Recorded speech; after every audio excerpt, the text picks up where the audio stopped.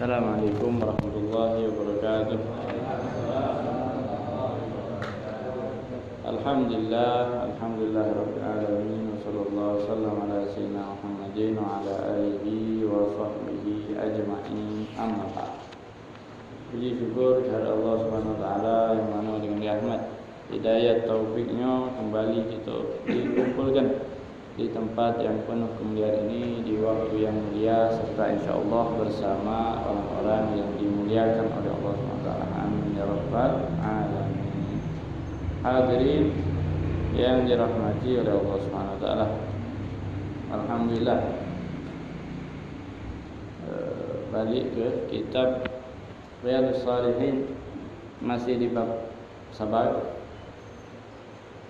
sampai di hadis an Atha bin Abi Rabah tentang sabar.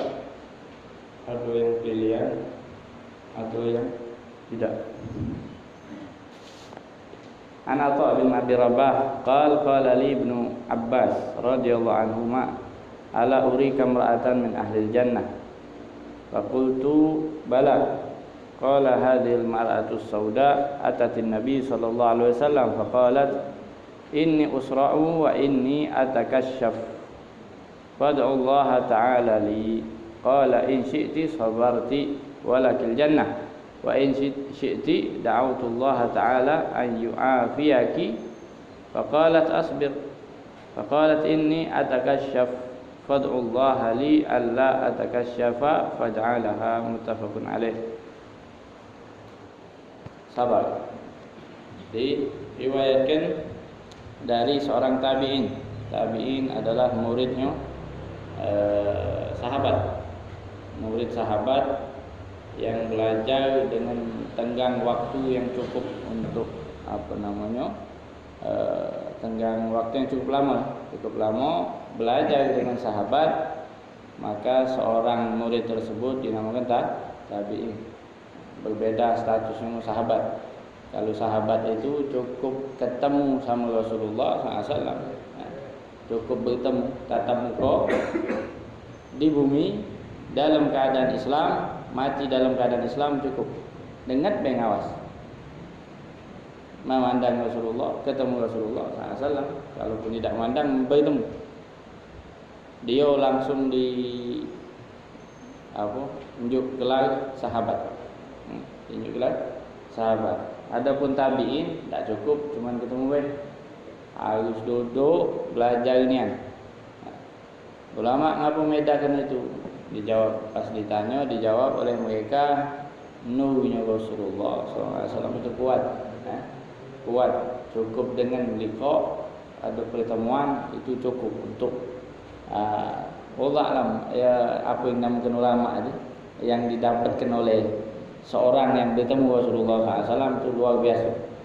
Yang dapatkan cukup dengan sekali pertemuan walaupun sedikit. Berbeda sama orang lain. Jadi macam sahabat harus ada talaki, harus ada proses ambil ilmunya dulu, baru baca dinamakan tabi'in. Nah, ini seorang Atha bin Abi Rabah, tabi'in, belajar banyak belajarnya, termasuk di antaranya banyak ngambil dari Sayyidah Aisyah, sahabat Sayyidina Abi Hurairah. Nah, termasuk yang banyak digali oleh tabi'in, seorang tabi'in Atha bin Abi Rabah. Beliau juga termasuk guru besar, termasuk guru imam-imam madhab. Madhab ini ada yang anak sebutkan imam-imam madhab, di sini cuma sikok disebutkan yang kita kenal, Abu Hanifah. Nah, Imam Abu Hanifah madhab Hanafi. Yang lainnya macam Al-Laits, ada madhab tapi tidak sampai ke kita. Nah, tidak sampai ke kita. Sebab madhab yang kita kenal cuma 4. Madhab Maliki, Hanafi, Syafi'i, Hambali. Yang lain tidak terbukukan. Ada banyaknya mazhab. Dulu ulama luar biasa, ulama bukan cuma 4. banyaknya ulama dulu tuh banyaknya yang merangkum hukum-hukum Islam, syariat dan lain sebagainya.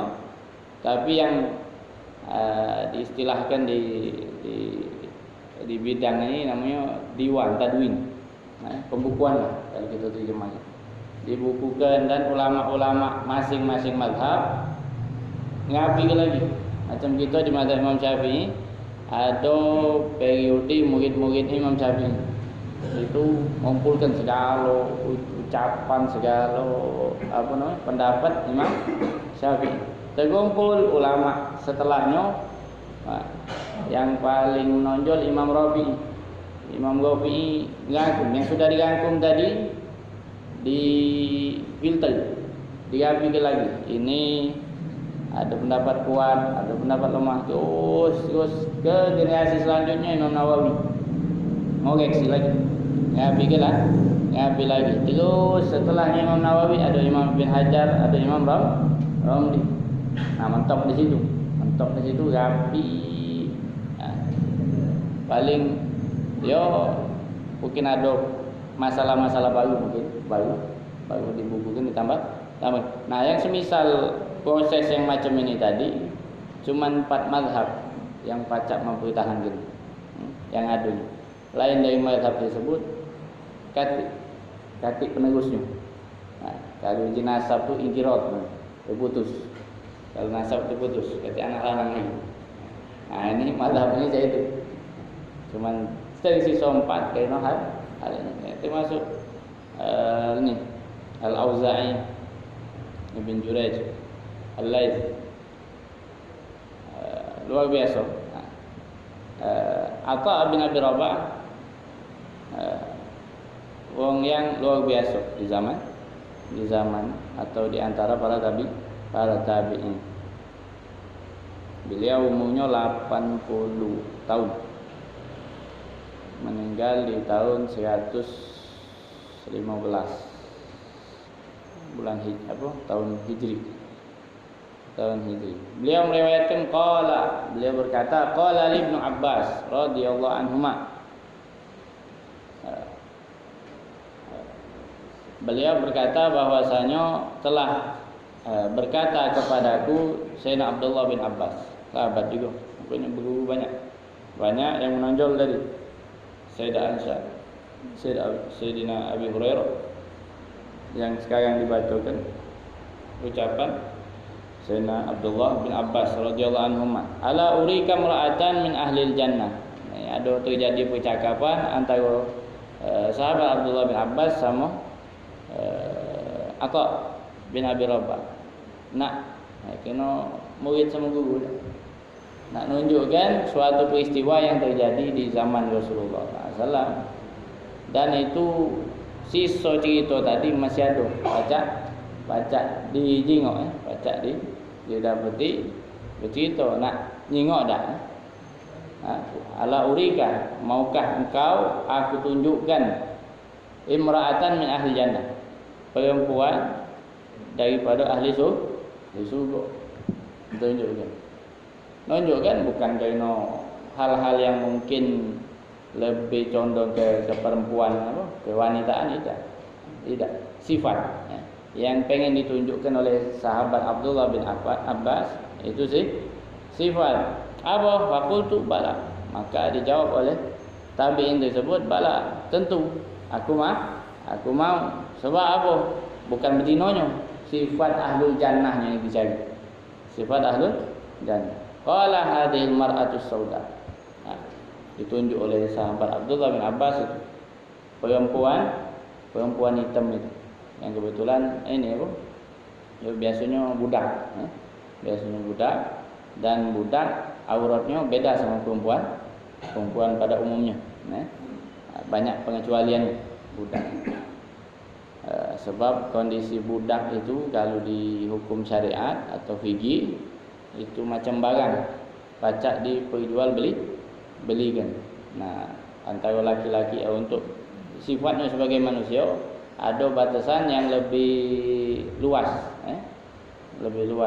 urusan batas auratnya. Hadil mar'ah as-sauda, ini perempuan hitam ini. Apa kejadiannya? Atatin Nabi SAW. Perempuan ini ngapa pacak jadi ahli surga? Dia pernah suatu waktu datang kepada Rasulullah sallallahu alaihi wasallam. Faqalat inni usra'u wa inni atakasyaf. Ya Rasulullah sallallahu alaihi wasallam, inni usra'u, aku ini usra. Sara itu macam ayam, galak mendadak kejang. Ayam lah. Ini usra'u. Datang ini bukan buat ngeluh, tidak. Ada efek samping dari kejang tadi itu. Efek samping dari penyakit ini apa? Inni atakasyaf. Aku ini sakit, dan ketika aku sakit ini atakasyaf, auratku ini terbuka kalau pas kejang yo nyadari tidak nyadari, mungkin ada yang nyampaikan ada ketika kejang. Yang diperhatikan oleh perempuan ini bukan urusan sakitnya, terbuka aurat ini. Macam mana? Macam mana kalau memang solusinya sembuh dari penyakit ini, pacak ketutup aurat. Yang dihindari nutup aurat, yang dihindari terbukanya aurat. Datang ngadukan keadaan tersebut, Allah Ta'ala, maka doakanlah aku wahai Rasulullah SAW. Jadi tujuannya apa? Jangan sampai auratnya terbuka sakitnya. Bukan ngeluh sakit, ngeluh urusan usaha ni tidak. Kalau urusan syariat, kalau urusannya haknya Allah Subhanahu Wa Taala. Jadi kalau dibandingkan dengan apa yang problem yang ada, jawaban-jawaban perempuan yang tak maki jilbab aja, yang ngatur ke belum benar lah, belum inilah, belum itulah, atau ada yang lebih parah lagi, ni haknya aku, badan aku yang nak nyingok segala. Kau dewek ngapa salah? Kau nyingok aku, haram dia. Hak nutup aurat itu haknya Allah, bukan hak yang punya badan. Macam kita disuruh solat ada badan aku. Ngapa kau nak urus aku? Nyuruh solat, nyuruh ini, nyuruh itu. Tidak, haknya Allah. Haknya Allah ini setiap muslim wajib ingatkan. Kalau ada istilah imam harus ngirim utusan untuk negur. Kewajiban imam atau pemimpin untuk negur yang tidak solat, yang tidak puasa, yang tidak nutup aurat. Pening lah yang jadi pemimpin tak? Berat, jangan dikira lemak ngatur duit baik. Banyak urusan yang ditanggung, bukan mengatur begini bagi pening kepala. Nah ini tadi urusan syariat, haknya ada hak diri, ada hak Allah Subhanahu Wa Taala. Yang namanya hak Allah Subhanahu Wa Taala, ketik maaf, harus dijaga, harus dilaksanakan. Nah ini yang dikeluhkan oleh perempuan ini apa? Terbukanya aurat. Ya Rasulullah, doakan aku biasa sembuh, biar auratku tidak terbuka lagi di depan wong. Kalau misal dadakan cara penyakit datang kapan baik. Maka dijawab oleh Rasulullah sallallahu alaihi wasallam, in syi'ti sabarti walakil jannah. Jawaban kan ada dua hal yang disampaikan. Yang pertama dijawab oleh Rasulullah SAW dengan, jika engkau mau, kau sabar dengan keadaan ini. Yang dijawab oleh Rasulullah SAW tentang penyakit. Kalau kau sabar, maka bagimu surga. Masalah terbuka aurat, kalau bukan kesengajaan, tidak masalah, makanya tidak dipikirkan. Tidak jawaban dari pertama oleh Rasulullah SAW. Ngapa? Tidak sengaja.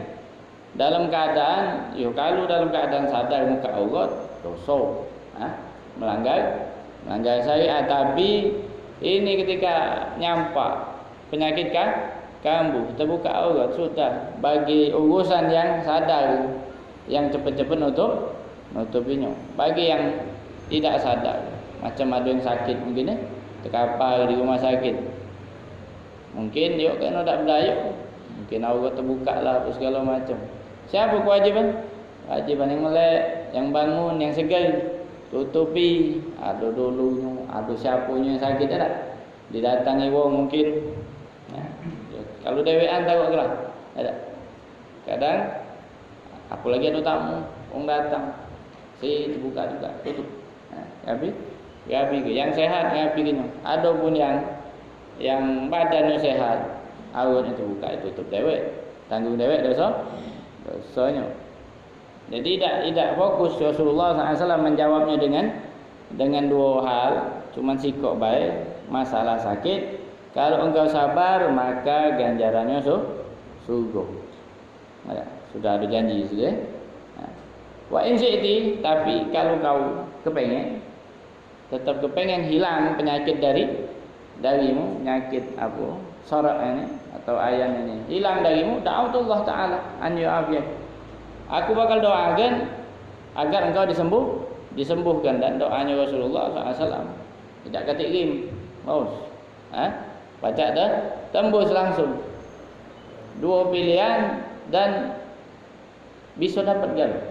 Kalau sabar dapat surga, kalau bukan pak tidak sabar. Kalau nak dihilangkan penyakit tadi, aku doakan. Ini sudah diyoga itu. Kedatangan tadi diterima oleh Rasulullah SAW. Karena pilihan tadi sehat dunia, katik jaminan surga. Dalam keadaan sebelumnya tapi ada jaminan surga dari Rasulullah SAW. Pilih mana? Surga siapa? Siapa tak galak? Siapa maju mundur terhadap janjinya Rasulullah SAW? Itu kelewatan itu kalau pilihan. Maka dijawab oleh perempuan tadi Asbir. Maka aku akan sabar. Faqalat, jawabnya pilihan yang kedua. Yang pertama, aku biarlah sabar dengan penyakitku ini. Karena ganjarannya surga. Faqalat Asbir. Tapi ditambahi lagi, saking luar biasanya si perempuan tadi. Dan ini juga bisa jadi faktor kenapa Rasulullah SAW langsung nyambut. Kepengenannya tadi disambut. Sabar masuk surga. Kalau nak aku doakan langsung sembuh, langsung dijawab sana. Ngapa? Ada sifat-sifat yang luar biasa yang ada pada perempuan ini. Ketika menjawab Asbir, aku siap ya Rasulullah, aku sabar. Nambah lagi omongan, ini atakasya. Aku ni kalau tetap sakit, aurat galak terbuka ya Rasulullah. Fad'ullah li, doa aku. Urusan sakit tadi biarlah aku nak surga. Cuman jika saya doakan kalau penyakit tadi menyerangku, penyakit ni kumat, doakan kalau aku jatuh atau terserang penyakit ini, auratku tidak terbuka. Auratku tidak terbuka. Fada'alaha, maka diyokan oleh Rasulullah SAW. Urusan penyakit tidak hilang tapi jaminan surga karena sabar atas penyakit tersebut. Terus takasyuf, terbukanya aurat, dapat jaminan dari Rasulullah. Dapat dapat jaminan surga, dapat tertutupnya aurat ketika kambuh penyakitnya. Ini luar biasa. Kalau yang pertama ngapo, ini dijelaskan oleh ulama ngapo si perempuan tadi masalah sabar dia ngiyau tu, tapi masalah terbukanya aurat berusaha untuk ditutupi. Padahal sudah dijelaskan dari awal tadi, sesuatu yang terjadi karena tidak sengaja, katik katik tuntutan, katik pelanggaran di situ. Nah, katik pelanggaran. Kenapa? Berkuat nerima sabar dalam urusan penyakit. Nah, mukhtarul bala. Wa sabar alaihi li jazili thawab al-murattab alaih. Makanya beliau ngatakan, iya aku sabar kerana pilihan dan itu apa nama terjadinya pada diri dia, pada diri dia dan haknya dia sabar dalam urusan penyakit ini. Tak pilihan dia, kalau diterima tadi sudah lepas penyakit ini. Tapi kerana urusan yang sama diri kaitan sama Allah Subhanahu Wa Taala, sudah biarlah aku sabar. Yang penting gandengannya besar. Berbeda sama takasyuf tadi, terbukanya aurat adalah haknya raji'an li haqqillah Ta'ala. Kalau penutup aurat balik ke haknya Allah Subhanahu Wa Taala, makanya dia tak galak berbenturan dengan hal-hal yang terkait dengan perintah Allah Subhanahu Wa Taala untuk menutup aurat. Itu fada'ala, itu ganjaran orang sabar. Muttafaqun alaih. Hadis diriwayatkan oleh Imam Bukhari dan Muslim.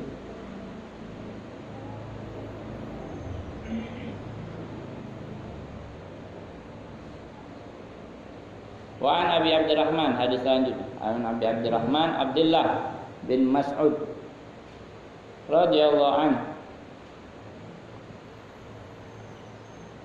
qala ka'anni anzuru ila Rasulillah sallallahu alaihi wa alihi wasallam yahki nabiyyan min anbiya salawatullah salamu alaihim darabahu qaumuhu fa'admauhu wa huwa yamsahu ad-dama an wajhihi wa huwa yaqul Allahumma ighfir li qaumi fa innahum la ya'lamun. Muttafaqun alaih. Hadis selanjutnya tentang sabarnya Nabi yang menjadi tauladan kita umat. Para nabi tauladan bagi para umatnya. Diriwayatkan oleh sahabat Abdullah bin Mas'ud bin Ghafil bin Ubayb al-Khuzali. Beliau masuk Islam qadiman di Makkah. Sadis sana Imam Ar-Rabi. Beliau sudah lama masuk Islam di kota Mekah bersama Rasulullah sallallahu alaihi wasallam. Tadinya pengembala kambing. Dari pengembala kambing artinya ngingonkan bukan yang punya. Nah, beliau ngembalakan kambing punya ini dengkot Quraisy, banyak apa? Kafir Quraisy. Uqbah bin Abi Mu'aid.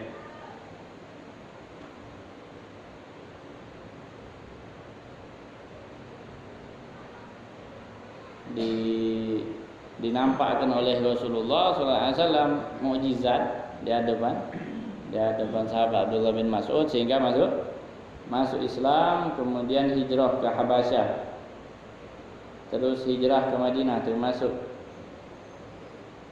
sahib hijratain, termasuk yang berhijrah dua kali ke Habasyah dan ke Madinah. Hadir perang Badar. Oh, banyak bintang itu ada Sayyidina Abdullah bin Mas'ud ini. Bai'atul Ridwan. Bai'atul Ridwan ini bai'ah hidup semati tidak balik kecuali dengan yang dituju. Jadi kalau Bai'atul Ridwan itu terjadinya pas Rasulullah SAW bersama para sahabat nak pergi umroh, cuman dihalangi oleh kafir Quraisy. Tak boleh masuk. Diutuslah Sayyidina Utsman untuk berunding dengan maksud nak umrah baik, tidak nak masuk, tidak nak pegang, tidak apa, cuma nak umrah, nak kelilingi Kaabah dengan apa? Prosesnya umrah, terus balik. Ketika diutus Sayyidina Utsman, lama tak balik-balik, dan ada isu yang ngabarkan Sayyidina Utsman dibunuh di sana. Dengar kabar itu, ya responnya Rasulullah SAW secara syariat. Kalau secara hakikat, ya Nabi ada kabar urusan mak ini, urusan mak itu. Secara syariat, responnya Rasulullah SAW manggil seluruh sahabat baiat kumpul. Mungkin ada sebagian tamu dari Hadramut ngajak tangan kanan tangan kiri saling pegang kan. Itulah yang terjadi. Rasulullah SAW ngajak saling baiat, berjanji untuk tidak balik kecuali nuntaskan urusannya Sayyidina Utsman. Inilah baiat atas nyawa lah jatuh, nyawa. Mati pun dibayar. Dipertaruhkan untuk menyelesaikan urusan ini. Jadi proses itu ada hal yang sebenarnya kejingoan bahwasanya Sayyidina Utsman masih hidup. Ngapa? Di satu momen Rasulullah SAW ngomong mewakilkan dengan ini beliau dewek, ini tangannya Utsman, mewakili tangannya Utsman untuk baiat ini. Sudah terjadi dan diproses dikomunikasikan lagi ke ini. Terjadilah pertemuan dan lain sebagainya, yang hasil akhirnya Sayyidina Utsman masih ada, dan diputuskan beberapa keputusan yang intinya terjadinya baiat Ridwan ini. Ini keadaan tegangnya di waktu itu, banyak berbantah antara Sayyidina Abu Bakar, Sayyidina Umar. Di antaranya Sayyidina Umar itu pengen sudah perang gitu. Sudah memang dari awal gitu nih pegang itu. Dan antara respon Sayyidina Umar sampai datang ke Sayyidina Abu Bakar. Sayyidina Abu Bakar dengan tenangnya, Sayyidina Umar nanya, ini apa? Negas kelah Nabi apa bukan, bahasa itu sampai macam kasar. Jadi pegang, kita sudah cukup tenaga lah pacak ngelawan. Ngapa tidak ngelawan? Rasulullah SAW punya pandangan lain, katakanlah kalau kita manusia ini strategi lain, makanya dengan jawaban yang komunikasi, diputuskan komunikasi dan tidak perang.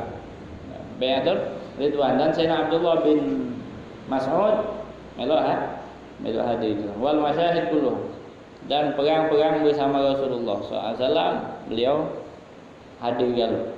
Wa shalla lil qiblatain, beliau termasuk sahabat yang di waktu perpindahan kiblat dari Masjidil Aqsa ke Ka'bah, ke Masjidil Haram, itu beliau termasuk yang hadir melok di jamaah yang berpindah arah kiblat dalam keadaan solat.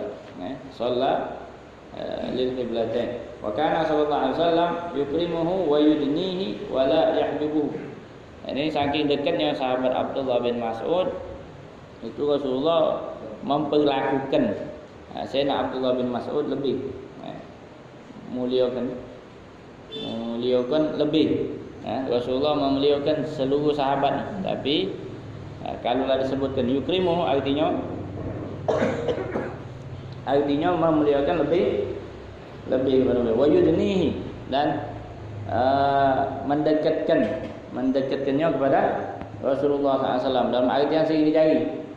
Mana fulan, sering dicari. Wala yahjubuhu, dan tidak pernah menghalanginya. Kapan nak ketemu, dak katik waktu khusus untuk Sayyidina Abdullah bin Mas'ud. Waktu kapan baik, tidak kaget baik, tidak ditunda.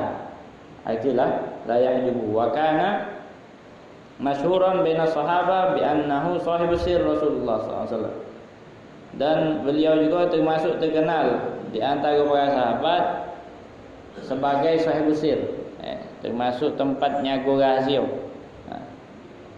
Nyago rahsia Rasulullah SAW. Wa sahibu siwakihi wa na'laih, dan juga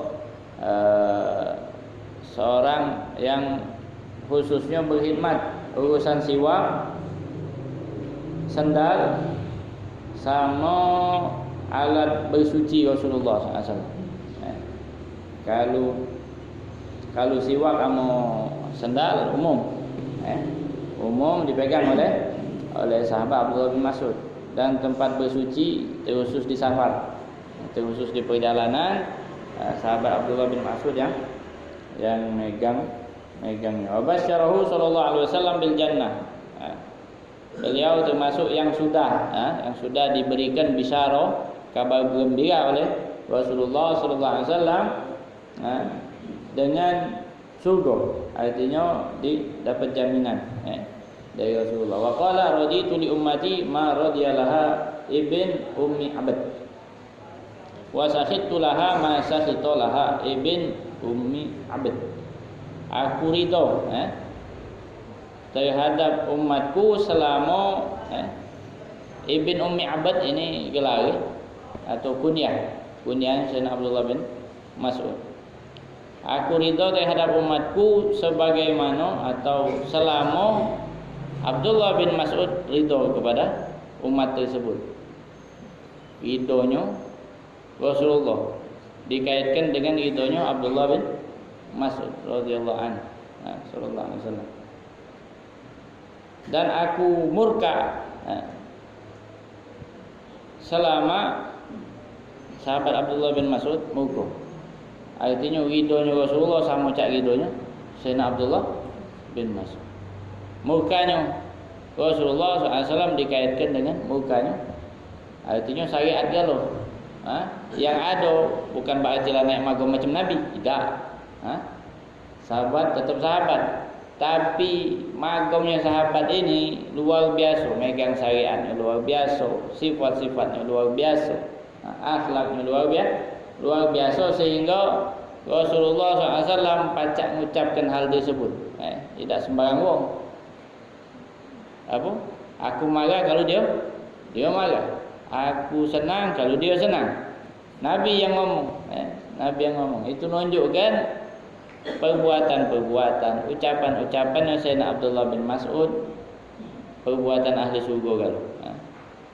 Sebab digandeng ucapan atau perbuatan atau sikapnya dengan sikapnya Rasulullah sallallahu alaihi wasallam. Wa kana yusbihu bi Rasulillah sallallahu alaihi wasallam fi hadihi wa samtihi. Dan disifatkan bahwasanya Sayyidina Abdullah bin Mas'ud ini banyak menyerupai Rasulullah SAW ketika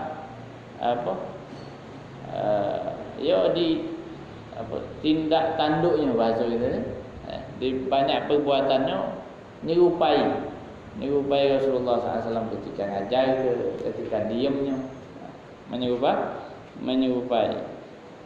Waliya Qadal Kufah wa malah, beliau diserahkan di zaman Sayyidina Umar memerintah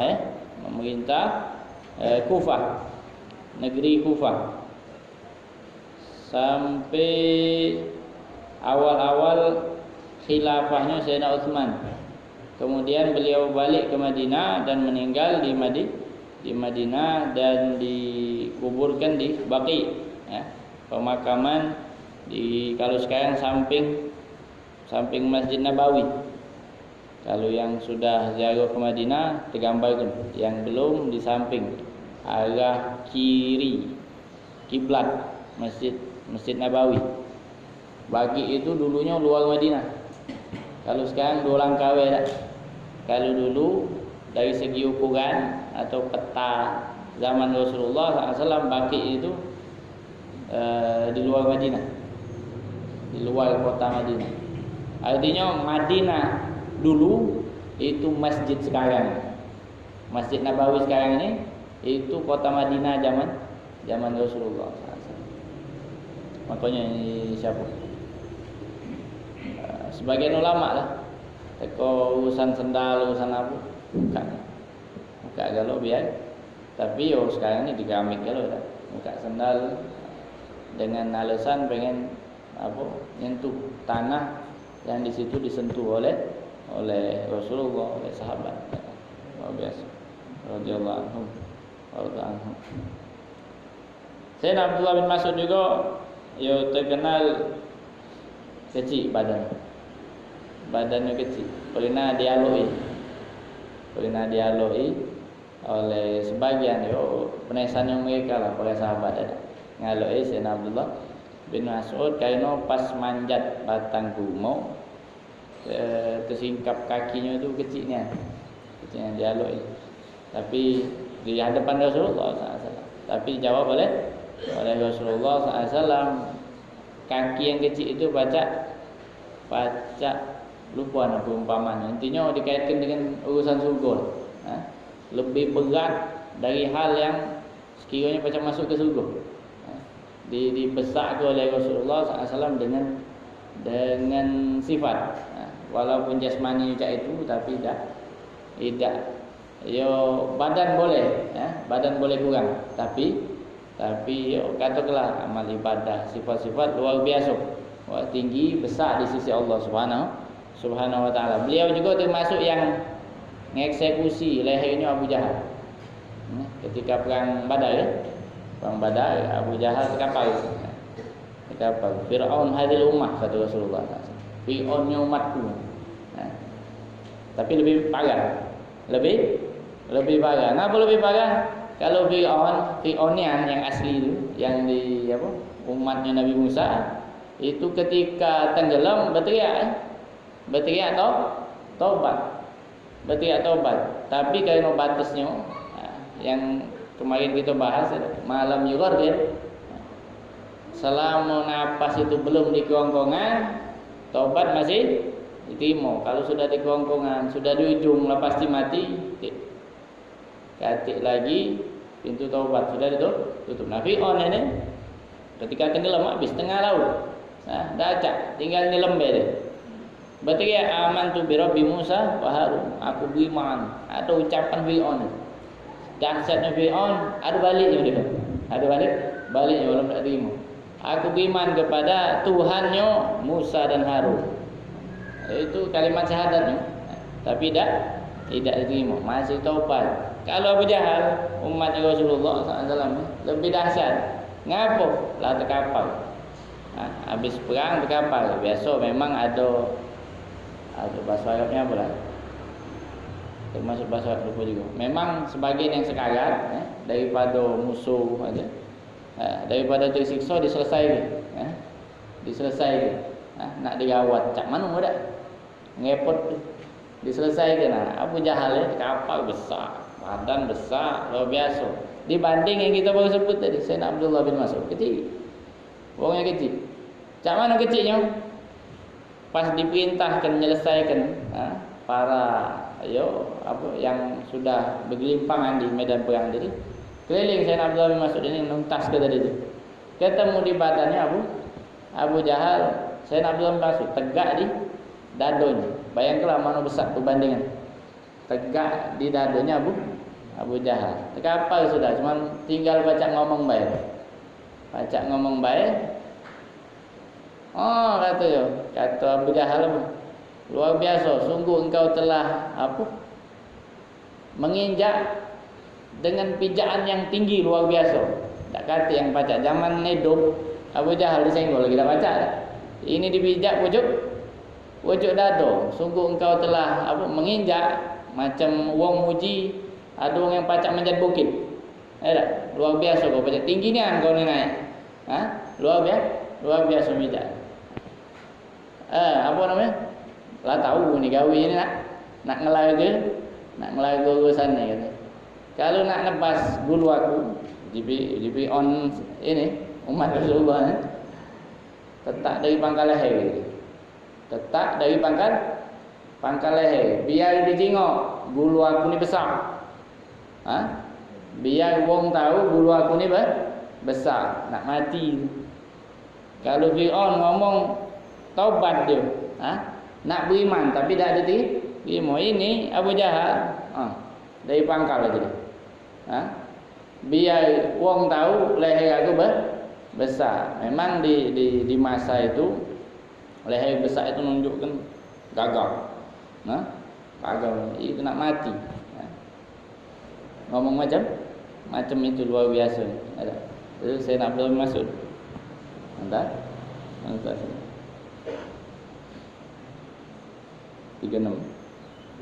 35 itu sekilas tentang Sayyidina Abdullah bin Mas'ud. Beliau meriwayatkan kani anzuru, seakan-akan aku memandang Rasulullah sallallahu alaihi wasallam yahki nabiyan min anbiya, menceritakan satu nabi daripada para nabi. Kata ulama, kalimat ka'ani anzur artinya beliau itu ngesepinian ketika penyampaian yang disampaikan oleh Rasulullah SAW menceritakan tentang salah satu nabi. Salawatullah salamu alaihim darabahu qaumuh, yang dipukul oleh umatnya. Dipukul. Jadi nabi pun dipukul, disogong, dijelek kan? Dikatoi, itu sudah ini. Sudah sunatullah. Ada yang mak itu di umat masing-masing para nabi dan juga pewaris nabi. Banyak ulama dipenjara, diracun, dipukul, di macam-macam lah. Fa'ad mauhu, pukulan ini membuat nabi tersebut berdarah. Wa huwa yamsahud dam an wajhi, sedangkan nabi itu ngusap darahnya. Wa huwa yaqul, dan sambil berkata, ini menunjukkan sabarnya nabi tersebut. Dipukul sampai berdarah, beliau berkata, Allahumma ighfir li qaumi, ya Allah ampunkan kaumku atau umatku, fa innahum la ya'lamun, karena mereka tidak tahu, tidak ngerti, tidak tahu bahawa yang dipukul ini nabi yang nak ngajak mereka selamat. Disebutkan bahwasanya nabi tersebut Nabi Nuh. Ada riwayat lain mengatakan tidak, salah satu nabi Bani Israel. Nabi Bani Israel. Ini agak panjang jelaskannya, bagiannya sudah tipis. Biarlah kita tunda di pertemuan yang akan datang. Ada pertanyaan? Sabar. Pahala sabar. In syi'ti sabarti walakil jannah. Kalau engkau sabar maka ganjaranmu adalah surga. Wallahu a'lam.